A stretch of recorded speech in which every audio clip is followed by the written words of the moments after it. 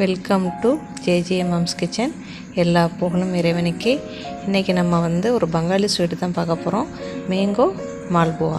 இது மைதாமா பனியா மாதிரியே நம்ம மாம்பழம் போட்டு செய்கிறது ஃப்ரெண்ட்ஸ். கண்டிப்பாக மிஸ் பண்ணாமல் கடைசி வரைக்கும் பாருங்கள். இப்போ அவங்க வீடியோவுக்கு போய் பார்ப்போம். மேங்கோ ஜேம் ஒரு 50 கிராம் எடுத்துக்கிறோங்க. இந்த மேங்கோ ஜேம் மேங்கோ நம்ம அரைச்சி கொஞ்சமாக சீனியை போட்டு காய்ச்சி வச்சுருக்குறோம். இது ஒரு 2 வாரத்துக்கு கெட்டு போகாது, அதனால் நான் அப்படி செஞ்சு வச்சுருக்கிறேன். மைதா மாவு, ரவை, பால், நல்லா பழுத்த மாம்பழமாக பார்த்து எடுத்துக்கிறேங்க ஃப்ரெண்ட்ஸ். பழுத்ததாக இருந்தால் நல்லா ஒரு மீடியம் சைஸில் உள்ள மாம்பழத்தை எடுத்து பிளெண்டரில் அரைச்சி வச்சுக்கிறேங்க. மேங்கோ பேஸ்ட்டு அது போடலாம். ஒரு 2 ஸ்பூன் சீனியை போட்டுக்கிறோங்க. மேங்கோ ஜேம் இல்லைன்னா நீங்கள் 2 ஸ்பூன் சீனியை போட்டுக்கிறோங்க. இது 1 அதாவது 1.5 கப்பு சீனி, 1.5 கப்பு தண்ணி. 1 கப்பு மாவுக்கு 150 கிராம் மாவாக இருந்தால் ஒரு 50 கிராம் ரவை போடுங்க. ஒரு 150 மில்லி பால் போடுங்க. ஒரு 50 கிராம் மேங்கோ ஜேமாக மேங்கோ பேஸ்ட்டாக போடுங்க. ஒரு பிஞ்சு உப்பு போடுங்கம்மா. சோடாமல் வேண்டாம் போட்டுக்கிறோங்க. ஆனால் அது சோடாமல் போடக்கூடாது, நீங்கள் போடுறதா இருந்தால் லைட்டாக போட்டுக்கிறோங்க. அப்புறம் மாவு 150 கிராம் மாவு 1 கப்பு. ஒரு 50 கிராம் ரவை, ஒரு பிஞ்சு உப்பு உங்கள் ரசனைக்கு. இதில் நீங்கள் மேங்கோ பேஸ்ட்டு போட்டீங்கன்னா 2 ஸ்பூன் சீனி இதுக்குள்ள போடுங்க. இப்போ நான் மேங்கோ ஜேம் போட்டதுனால அதில் சீனி இருக்குது, அதனால் நான் சீனி போடலை. ஏலக்காய் தூள் வேணாலும் போட்டு தரலாம். எல்லாத்தையும் நல்லா கிண்டிடுங்க. கிண்டிட்டு மேங்கோ பேஸ்ட்டு அதை போடுங்க. அது ஒரு கண்டிப்பாக நம்மளுக்கு 150 கிராம் மாவுக்கு ஒரு 50 கிராம் மேங்கோ பேஸ்ட்டு கண்டிப்பாக வேணும். ஒரு மீடியம் சைஸை எடுத்து அரைச்சி வச்சுக்கிறோங்க. மேங்கோ பேஸ்ட்டை போட்டு கிண்டிட்டு பால் இருக்குது.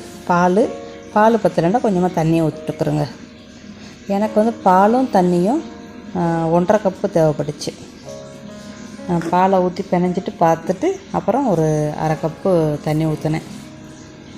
நம்ம எப்படி மைதாமா பனியா, வாழைப்பழ போண்டா இதெல்லாம் செய்கிறோம், புளிப்பணியாரெல்லாம் செய்கிறோம், அந்த மாதிரி பக்குவத்துக்கு நம்ம செஞ்சு வச்சுக்கிறணும். ஏன்னா இதை நம்ம ஊரெல்லாம் வைக்க வேண்டியதில்லை. நம்ம சீராப்புழுக்கு போட போகிறோம், அதனால் நம்மளுக்கு இப்படி இழுத்து அப்படி கடித்து சாப்பிட்ற மாதிரி தான் இருக்கணும் இந்த ஸ்வீட்டு. ஊற வச்சோம்னா நம்மளுக்கு ரொம்ப சாஃப்டாக போயிடும். அது சீராப்புழுக்கு போடலைன்னா நம்ம அப்படி வச்சு சாப்பிட்லாம். சீராப்புழுக்கு போடுறதுனால நம்ம ஊரெல்லாம் வைக்க வேண்டியதில்லை. அப்புறம் கொஞ்சமாக தண்ணி ஊற்றி நல்லா அதான் மைதாமா பனியா பக்குவத்துக்கு பிணைஞ்சி வச்சுக்கிறோங்க. இது மேங்கோலையும் செய்யலாம், வாழைப்பழத்துலேயும் செய்யலாம், பலாப்பழத்துலேயும் நீங்கள் செய்யலாம். இந்த 3 பழத்துலேயுமே நீங்கள் செய்யலாம் ஃப்ரெண்ட்ஸ். ரொம்ப ஒரு வித்தியாசமான டேஸ்ட்டில் இருக்கும். கண்டிப்பாக செஞ்சு பார்த்துட்டு கமெண்டில் சொல்லுங்கள் இது எப்படி உங்களுக்கு வந்துச்சு அப்படின்ட்டு. இப்போ என்ன செய்யுங்க, நல்லா அடிச்சுக்கிறோங்க. பால் பத்தலைண்டா தண்ணி கொஞ்சம் போட்டுக்கிறோங்க. போட்டுக்கிட்டு நல்லா அடிங்க ஃப்ரெண்ட்ஸ். ஒரு 5 நிமிஷம் நல்லா அடிச்சுக்கிறோங்க. அந்த ரவையும் மாவு மாம்பழம் எல்லாமே நல்லா ஒன்றா சேர்ந்து நல்லா பொங்கி வரும். உங்களுக்கு பார்த்தாலே தெரியும், நல்லா சாஃப்டாக இருக்கும். 5 நிமிஷம் மட்டும் அடிங்க, ரொம்ப நேரமாக தேவையில்லை. 5 நிமிஷம் மட்டும் நல்லா அடிச்சுக்கிறோங்க. ஏன்னா நம்ம பேக்கிங் சோடாவா, சோடா மாவா, இல்லைண்டா ஈஸ்டா எதுவுமே நம்ம போட கிடையாது. ஏன்னா நம்ம சீராப்புழுக்கு போடுறதுனால அதெல்லாம் நம்மளுக்கு தேவையில்லை. சீராப்புழுக்கு போடலை அப்படின்னா நீங்கள் அதெல்லாம் போட்டுக்கிறோங்க. சீனியும் எக்ஸ்ட்ரா போட்டுக்கிறோங்க. இப்போ நம்ம நல்லா அடிச்சிட்டோம். ஒரு 5 நிமிஷம் மட்டும் அடிங்க. இப்போ 2 நிமிஷம் இது ஊறட்டும். நம்ம போய் சிரப் செய்கிற டைம் மட்டும்தான் இந்த மாவு ஊறுற டைமும், சரியா? இப்போ வாங்க போய் சிரப் எப்படி செய்யணும் போய் பார்ப்போம். பனியாத்தோட அளவுக்கு 1.5 கப்பு சீனி, 1.5 கப்பு தண்ணி கரெக்டாக இருக்கும். அந்த மாதிரி நீங்கள் போட்டுக்கிறோங்க. ஆனால் நான் குறைச்சி தான் போடுறேன், நீங்கள் அந்த அளவுக்கு போட்டுக்கிறோங்க.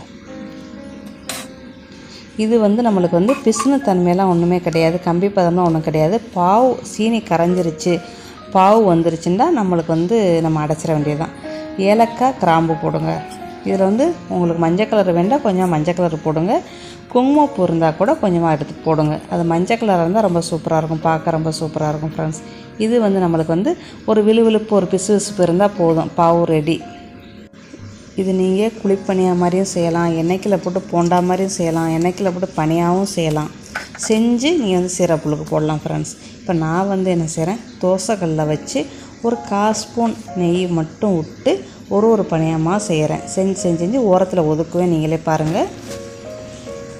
கரண்டி, சின்ன கரண்டி எடுத்து வச்சுக்கிறேங்க. அது கரெக்டாக வரும். நல்லா சின்ன அப்பமாக செய்கிறதுக்கு போட்டு அப்படியே அடித்து விட்டீங்கன்னா உங்களுக்கு அப்படியே அகலமாக வந்துடும். ரொம்ப அகலமாக்க வேண்டாம், அதே மாதிரி ரொம்ப குட்டியாக ஆக்க வேணாம். நம்ம எப்படி மைதாமா பண்ணியெல்லாம் செய்வோம் அந்த அளவுக்கு செஞ்சேன்னா போதும். அதோட அதை பிரட்டி போட்டு இன்னொன்று ஊற்றுங்க. அப்படியே எல்லாத்தையுமே சுற்றி எத்தனை அப்பம் செய்ய முடியுமோ அத்தனை அப்பத்தை சுற்றி செஞ்சுக்கிற வேண்டியது ஃப்ரெண்ட்ஸ். நான் எப்போவுமே மொத்தமாகவே ஊற்றிடுவேன். வீடியோக்காண்டி நான் உங்களுக்கு ஒன்று ஒன்றா கட்டுறேன். இந்த மாதிரி இருக்கிற மாவை ஃபுல்லாக நம்ம ஊற்றி முடிச்சிடணும். அந்த ஊற்றி முடிக்கிறதுக்குலாம் அந்த கீழே இருக்கிறது நல்லா வெந்துடும், சுற்றி உள்ளதும் நல்லா வெந்துடும், ப்ரௌன் கலரில் வந்துடணும் நம்மளுக்கு. அதோட நம்ம உடனே எடுத்துடக்கூடாது, ஏன்னா இது வந்து எல்லோ கலரில் எடுக்கக்கூடாது. நல்லா அழகாக ப்ரௌன் கலரில் அப்படியே சுற்றி அப்படியே கிறிஸ்பியாக அழகாக வரணும். அதுக்கு நம்ம அப்படியே ஓரத்தில் ஃபுல்லாக வச்சுட்டு நடுநடுக்க புது புது அப்பத்தை ஊற்றி ஊற்றி கிறிஸ்பியாக வர வர வர வர நம்ம எடுத்துடணும். சுற்றி வச்சுட்டேன்னா அது வாடகை இது வேகவும் அது கிறிஸ்பியாக இருக்கும், நம்மளுக்கு டைமிங் கரெக்டாக இருக்கும்.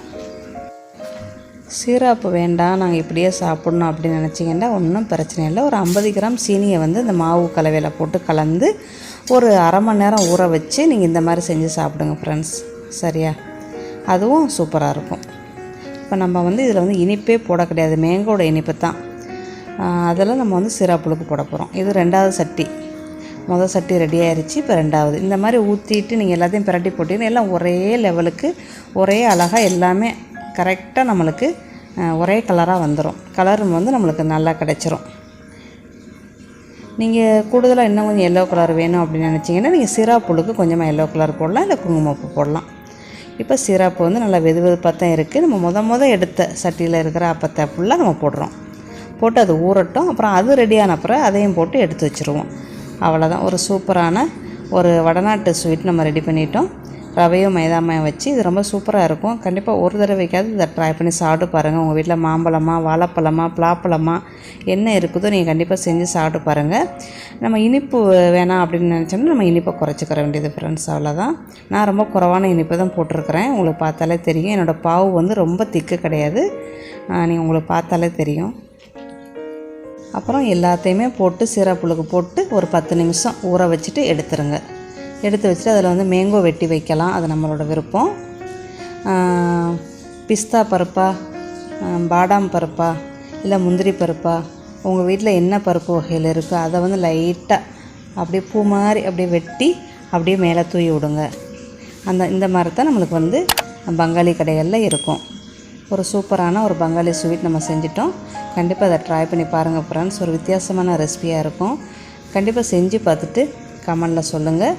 இந்த வீடியோ உங்களுக்கு பிடிச்சிச்சின்னா லைக் பண்ணுங்கள், கமெண்ட் பண்ணுங்கள். இது வரைக்கும் நம்ம சேனலை சப்ஸ்கிரைப் பண்ணல சப்ஸ்கிரைப் பண்ணிக்கிறேங்க. இன்னொரு நல்ல பதிவில் சந்திக்கிறேன். Thank you for watching. Hi guys, thank you for watching JJ's Kitchen.